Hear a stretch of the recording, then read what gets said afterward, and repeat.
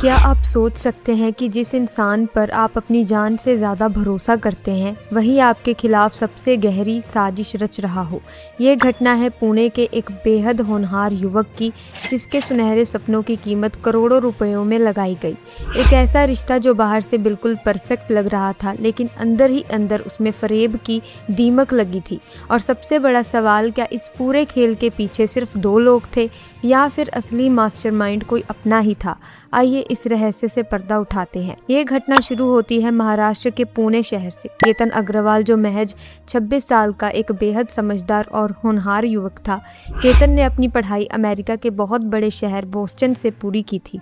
वहाँ वो चाहता तो एक बहुत ही आराम की जिंदगी बिता सकता था, लेकिन उसे अपनी मिट्टी और अपने परिवार से प्यार था। वो वापस भारत आया और अपने पिता के साथ रियल एस्टेट, जमीन और मकान बनाने का काम के बिजनेस में हाथ बटाने लगा। केतन अपने माता पिता का इकलौता बेटा था, उनका गुरूर था। दूसरी तरफ थी 20 साल की सिया गोयल। सिया की दुनिया केतन से बिल्कुल अलग थी। उसे पार्टियों, महंगे शौक और दोस्तों के साथ घूमना फिरना बहुत पसंद था। जब केतन के परिवार ने सिया को अपने बेटे के लिए पसंद किया तो दोनों परिवारों की रजामंदी से 19 फरवरी 2026 को उनकी सगाई बहुत ही धूमधाम से हो गई। ये कोई आम शादी नहीं होने वाली थी। नवंबर 2026 में राजस्थान के उदयपुर के एक शाही महल में इनकी शादी तय की गई थी, जिसका पूरा बजट लगभग 17 करोड़ रुपए था। लेकिन किसी को नहीं पता था कि उस मुस्कान के पीछे कितनी गहरी सच्चाई छिपी हुई थी। दरअसल सिया अपने मन में किसी और को अपना मान चुकी थी। उसका एक बॉयफ्रेंड था जिसका नाम चेतन चौधरी था। सिया उसी के साथ अपना जीवन बिताना चाहती थी। अब सवाल ये उठता है कि अगर सिया चेतन को पसंद करती थी तो उसने केतन से सगाई के लिए हाँ क्यों कहा? यहीं से शुरू होता है लालच का खेल। सिया को शायद वो 17 करोड़ की शाही शादी और केतन की अपार दौलत बहुत अच्छी लग रही थी। वो उस शानो शौकत को छोड़ना नहीं चाहती थी, लेकिन केतन को अपनाना भी नहीं चाहती थी। उसने सोचा कि शादी में अभी काफ़ी समय है, तब तक वो कोई ना कोई रास्ता निकाल लेगी। लेकिन जब शादी की तारीख जल्दी तय हो गई तो सिया घबरा गई। उसने सच बोलकर रिश्ता तोड़ने का सीधा रास्ता नहीं चुना, बल्कि एक ऐसा रास्ता चुना जिसने सब कुछ तबाह कर दिया। अब इस घटना में एक बहुत बड़ा और हैरान करने वाला मोड़ आता है। पुलिस की जांच में सिया के सगे भाई साहिल का नाम भी सामने आने लगा। लेकिन साहिल इस कहानी में कैसे आया? जांच के दौरान पता चला कि साहिल और चेतन चौधरी, सिया का बॉयफ्रेंड, बहुत पुराने और अच्छे दोस्त थे। दोनों अक्सर साथ में क्रिकेट खेलते थे। साहिल को अपनी बहन सिया और चेतन के रिश्ते के बारे में पहले से ही सब कुछ पता था। तो फिर साहिल ने केतन के साथ अपनी बहन की सगाई क्यों होने दी? केतन के परिवार का आरोप है कि साहिल की नज़र केतन की करोड़ों की दौलत पर थी। साहिल जानता था कि केतन का परिवार बहुत अमीर और रसूखदार है। अगर सिया की शादी वहां होती है तो साहिल को भी अपने बिजनेस और करियर में बहुत बड़ा आर्थिक फायदा मिल सकता है।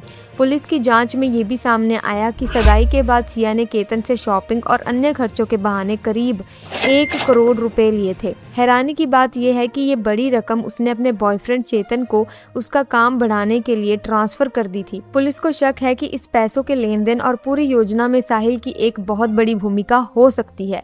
क्या 17 करोड़ की दौलत के लिए साहिल ने ही अपनी बहन को मोहरा बनाया? ये एक ऐसा सवाल है जिसने सबको चौंका दिया। सगाई के बाद केतन ने इस रिश्ते को पूरी ईमानदारी और विश्वास के साथ अपनाना शुरू कर दिया। उसके लिए ये सिर्फ 2 लोगों का साथ नहीं, बल्कि 2 परिवारों का मिलन था। वो अपने बिजनेस की जिम्मेदारियों के साथ साथ आने वाली शादी की तैयारियों में भी दिलचस्पी लेने लगा। दोनों परिवार नवंबर 2026 में होने वाली शाही शादी की तैयारियों में जुट गए। उदयपुर के आलीशान वेन्यू से लेकर मेहमानों की सूची, कपड़ों के डिजाइन और अन्य व्यवस्थाओं तक हर छोटी बड़ी बात पर चर्चा होने लगी। केतन भी भविष्य के सुनहरे सपने देख रहा था और उसे विश्वास था कि उसकी नई जिंदगी खुशियों से भरने वाली है। लेकिन दूसरी ओर सिया का व्यवहार धीरे धीरे बदलने लगा। बाहर से वो सब कुछ सामान्य दिखाने की पूरी कोशिश करती रही, लेकिन पुलिस जांच के दौरान सामने आए तथ्यों के अनुसार उनके निजी जीवन में कई ऐसी बातें चल रही थी जिनकी जानकारी केतन या उसके परिवार को नहीं थी। जांच में ये दावा किया गया है कि सिया पहले से ही चेतन चौधरी के साथ रिश्ते में थी और उसी के साथ अपना भविष्य देख रही थी। हालांकि ये बात उस समय केतन के सामने कभी नहीं आई। उसे यही लगता रहा कि दोनों के बीच सब कुछ ठीक चल रहा है और वे जल्द ही शादी के बंधन में बंधने वाले हैं। इसी दौरान केतन ने सिया पर पूरा भरोसा भी करना शुरू कर दिया। वो उसके साथ समय बिताता, भविष्य की योजनाओं पर बात करता और शादी के बाद की जिंदगी को लेकर खुश रहता था।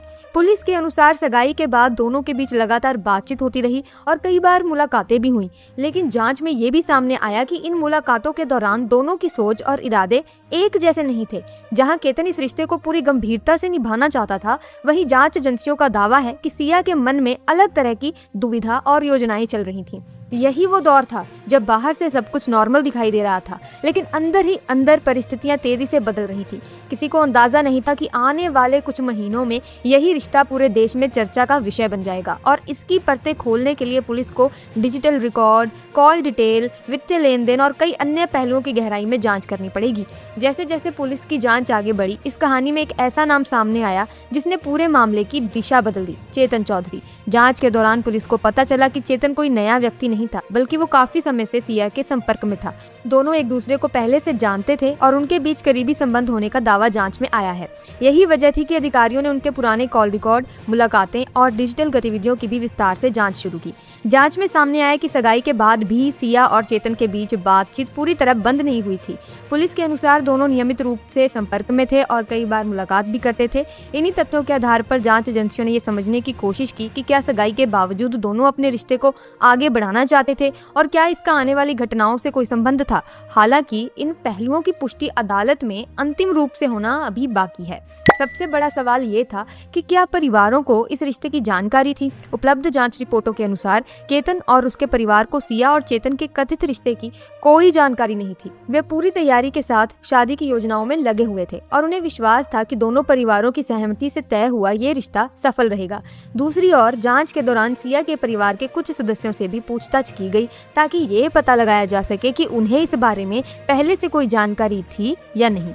हालांकि अब तक सार्वजनिक रूप से उपलब्ध आधिकारिक रिकॉर्ड में ऐसा कोई निष्कर्ष सामने नहीं आया कि परिवार का कोई सदस्य इस कथित रिश्ते या आगे की घटनाओं की योजनाओं में शामिल था। यही कारण है कि इस मामले में कई सवाल अभी भी जांच और न्यायिक प्रक्रिया का हिस्सा हैं।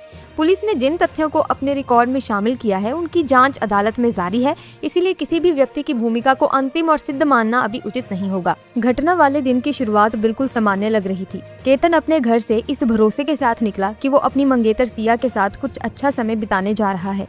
परिवार के किसी सदस्य को जरा भी अंदाजा नहीं था कि ये मुलाकात उनकी आखिरी मुलाकात बन जाएगी। पुलिस जांच के अनुसार पहले से बनी कथित योजना के तहत दोनों मिलने के बाद एक साथ महाराष्ट्र के मशहूर लोहागढ़ किले की ओर गए। ये जगह अपनी खूबसूरत वादियों और ट्रैकिंग के लिए काफी फेमस है, इसीलिए वहां जाना किसी को भी अजीब या शक वाली बात नहीं लगी। जांच एजेंसियों के अनुसार दोनों ने किले के आसपास कुछ समय बिताया। पुलिस ने घटनास्थल के आसपास मौजूद लोगों के बयान, उपलब्ध सीसीटीवी फुटेज, रास्ते में लगे कैमरे और मोबाइल लोकेशन डेटा को जोड़कर उस दिन की सारी एक्टिविटीज को देखा और एक समय रेखा तैयार करने का प्रयास किया। अधिकारियों का कहना है कि डिजिटल साक्ष्यों और अन्य रिकॉर्ड से ये पुष्टि हुई है कि घटना से पहले दोनों एक ही स्थान पर मौजूद थे।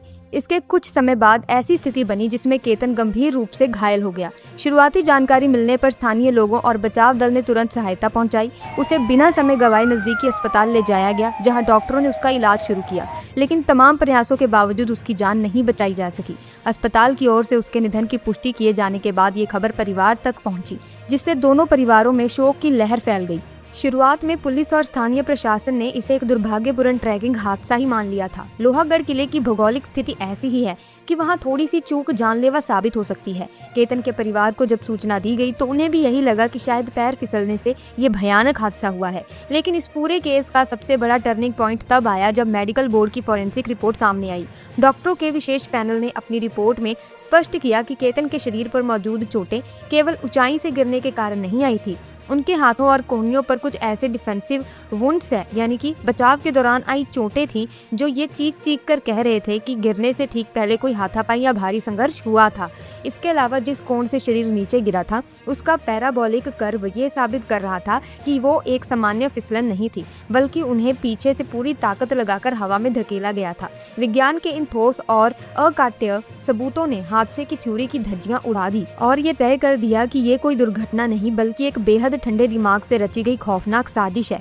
इस जांच का एक और सबसे मुश्किल हिस्सा था उस सैकड़ों फीट गहरी खाई में सर्च ऑपरेशन चलाना जहां केतन गिरे थे। पुलिस और रेस्क्यू टीम को शक था कि वारदात के दौरान कोई न कोई अहम सुराग या केतन का कोई सामान वहां छूट गया होगा। लोहगढ़ किले की वो खाई इतनी गहरी और खतरनाक है कि वहां इंसान का पहुंचना लगभग नामुमकिन सा होता है, लेकिन पुलिस ने ड्रोन कैमरों और रस्सियों के सहारे पेशेवर माउंटेनियर्स पर्वतारोहियों की मदद से इस पूरे इलाके को बारीकी से छाना। इस सर्च ऑपरेशन के दौरान पुलिस को कुछ ऐसी चीजें मिली जो सीधे तौर पर हाथापाई की ओर इशारा कर रही थी। वहां की टूटी हुई झाड़ियां और कुछ निशान बता रहे थे कि केतन ने खुद को बचाने की आखिरी कोशिश जरूर की थी। ये कोई सीधा फॉल नहीं था, बल्कि वहां जिंदगी बचाने की जद्दोजहद हुई थी जिसे खामोशवादियों ने अपने अंदर दफन कर लिया था। इस पूरी कहानी में एक गवाह ऐसा भी था जो खामोश रहकर भी बहुत कुछ कह रहा था, और वो थी केतन के फोन में मौजूद उनकी आखिरी तस्वीरें। पुलिस ने जब उन तस्वीरों का मनोवैज्ञानिक विश्लेषण किया जो सिया ने वारदात से कुछ मिनट पहले खींची थी, तो उनमें एक अजीब सी बात नजर आई। आमतौर पर जब कोई कपल घूमने जाता है तो उनकी तस्वीरों में एक खुशी और अपनापन होता है, लेकिन उन तस्वीरों में केतन का चेहरा थोड़ा तनावग्रस्त लग रहा था। उनके हाव भाव बता रहे थे कि शायद उन्हें सिया के बदलते व्यवहार या उस सुनसान जगह को लेकर कुछ असहजता महसूस हो रही थी। दूसरी तरफ सिया उन तस्वीरों में एक खास एंगल बनाए हुए थी, जैसे वो ये सुनिश्चित कर रही हो कि कैमरे के फ्रेम में पीछे का वो खतरनाक हिस्सा जरूर दिखे जहां से धक्का देना आसान था। जब ये पूरी तरह से साफ हो गया कि केतन के साथ एक बहुत बड़ा अपराध हुआ है, तो शक की सीधी सुई मौके पर मौजूद एकमात्र शख्स सिया गोयल पर घूमी। इसके साथ ही साइबर सेल की शुरुआती भनक में चेतन चौधरी का नाम भी सामने आ चुका था। पुणे पुलिस की क्राइम ब्रांच ने बिना देरी किए इन दोनों को हिरासत में ले लिया, लेकिन असली चुनौती इन दोनों से सच उगलवाना था। दोनों बहुत ही शातिर थे और उन्होंने पुलिस को गुमराह करने के लिए पहले से ही मनगढ़ंत कहानी रट रखी थी। यहाँ पुलिस ने मनोविज्ञान की एक बहुत ही मशहूर और कारगर तकनीक प्रिजनर्स डिलेमा का इस्तेमाल किया। सिया और चेतन को पुलिस स्टेशन के अलग अलग कमरों में बैठाया गया जहां वे एक दूसरे को देख या सुन नहीं सकते थे। कुछ घंटों की खामोशी के बाद एक वरिष्ठ पुलिस अधिकारी चेतन के कमरे में गए और उससे कहा, सिया ने अपना गुनाह कबूल कर लिया। उसने अपने लिखित बयान में कहा है कि इस पूरी साजिश का मास्टरमाइंड तुम हो और उसने खुद को सरकारी गवाह बनाकर सारा इल्जाम तुम्हारे सिर पर डाल दिया है। ये सुनते ही चेतन का आत्मविश्वास बुरी तरह से चकनाचूर हो गया। खुद को उम्र कैद से बचाने की खातिर वो बुरी तरह से टूट गया और उसने सारा सच उगल दिया।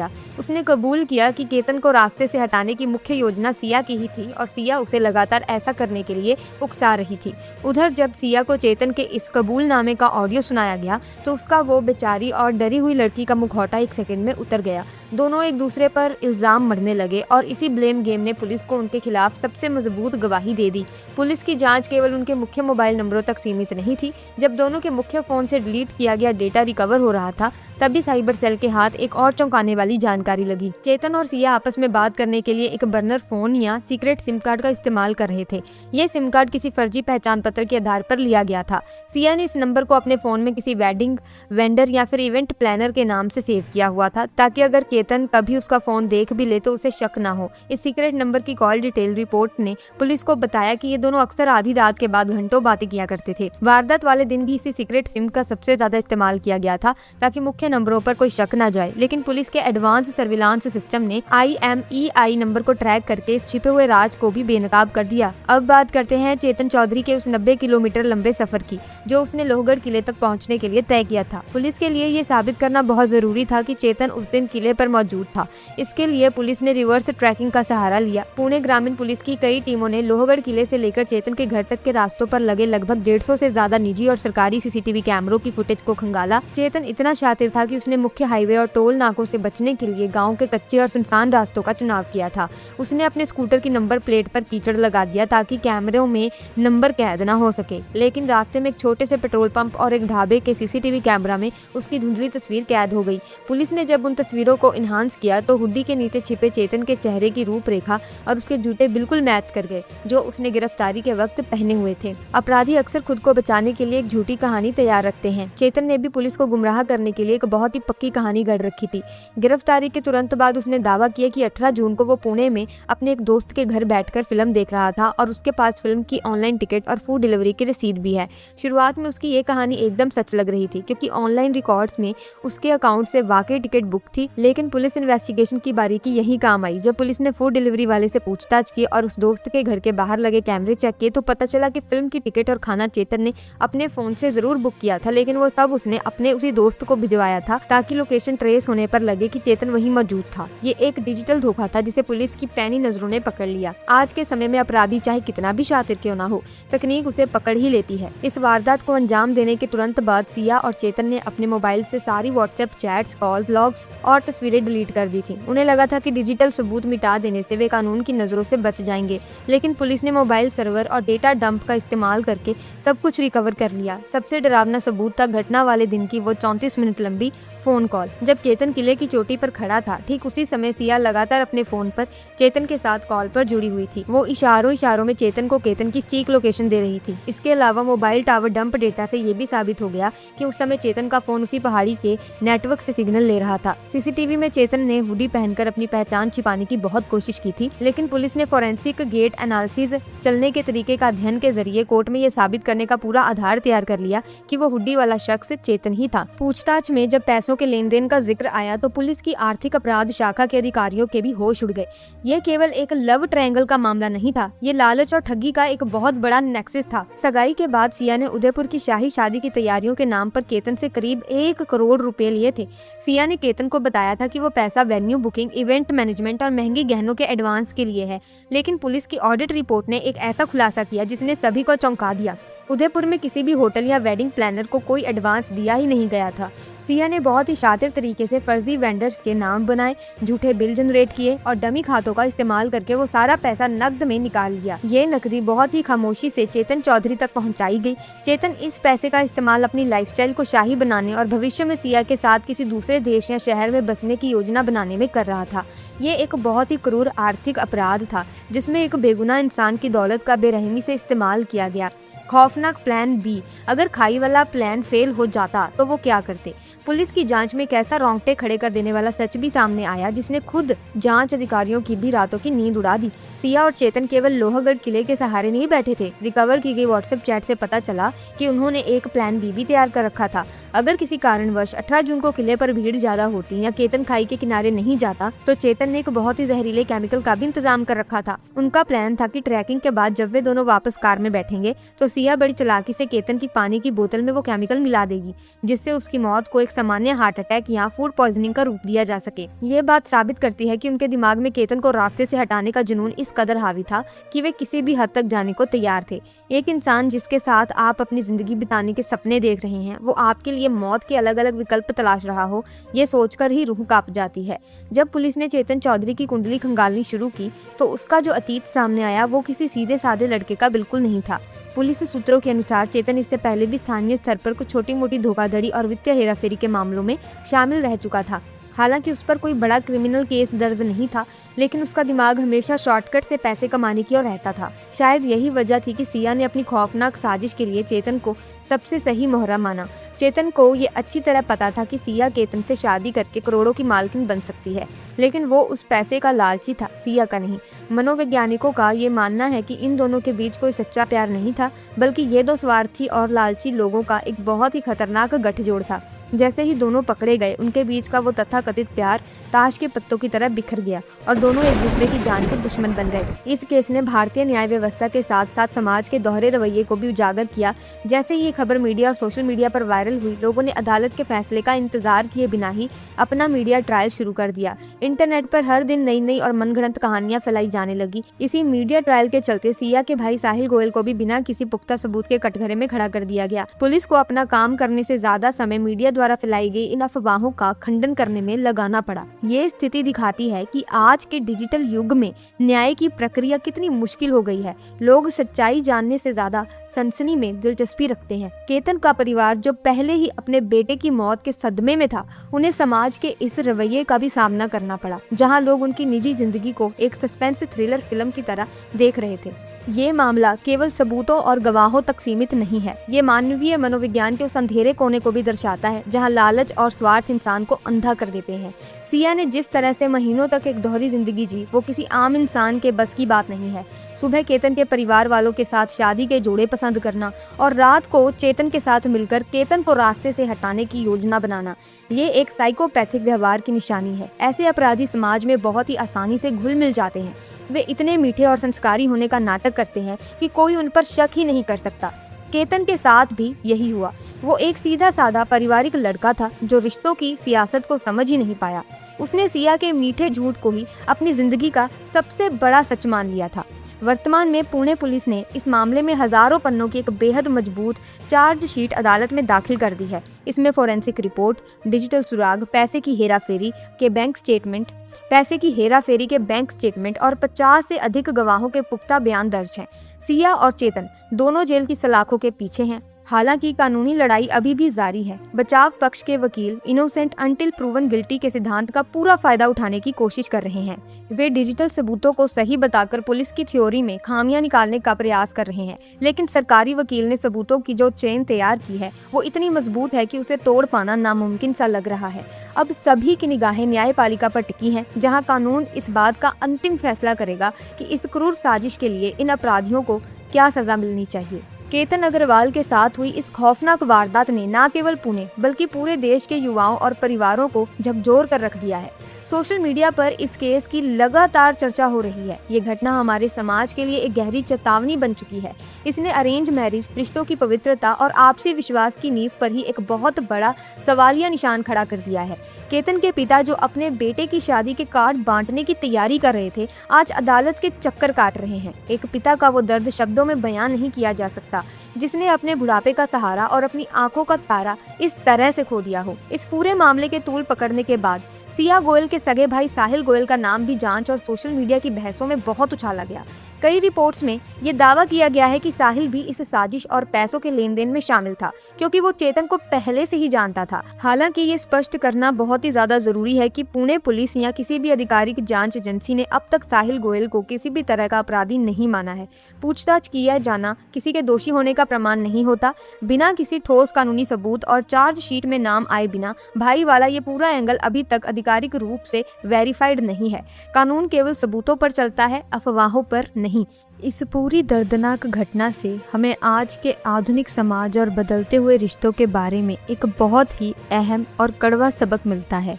पहले के समय में शादियां परिवारों की साख और अपनी जान पहचान से तय होती थी, लेकिन आज के इस डिजिटल और सोशल मीडिया के युग में किसी भी इंसान का असली चेहरा पहचानना बेहद मुश्किल हो गया है। केतन का ये केस हर माता पिता और युवा को ये सोचने पर मजबूर करता है कि सिर्फ कुंडलियां मिलाने, जन्म पत्री देखने या सामने वाले का बैंक बैलेंस चेक करने से रिश्ते सुरक्षित नहीं होते। आज के समय में हमें एक इमोशनल और साइकोलॉजिकल बैकग्राउंड चेक की भी उतनी ही ज़रूरत है। सोशल मीडिया पर चमकती हुई तस्वीरें और मीठी बातें अक्सर एक बहुत गहरे और खौफनाक सच को छिपाने का काम करती हैं। किसी इंसान पर भरोसा करना या प्यार में पड़ना कोई गलत बात नहीं है, लेकिन अंधा विश्वास आपकी जान पर भारी पड़ सकता है। अगर आपको किसी नए रिश्ते में कोई भी अजीब बदलाव या रेड फ्लैग दिखाई दे तो उसे कभी भी नज़रअंदाज ना करें। खुलकर संवाद करें और सवाल पूछने से ना हिचकिचाएं, क्योंकि सतर्कता ही सबसे बड़ा बचाव है और आपकी ज़िंदगी अनमोल है। दोस्तों, केतन अग्रवाल का ये केस आज भी कई लोगों के लिए चर्चा का विषय बना हुआ है। इस वीडियो में बताई गई सभी जानकारी सार्वजनिक रूप से उपलब्ध पुलिस जांच, मीडिया रिपोर्टों और आधिकारिक रिकॉर्ड पर आधारित है।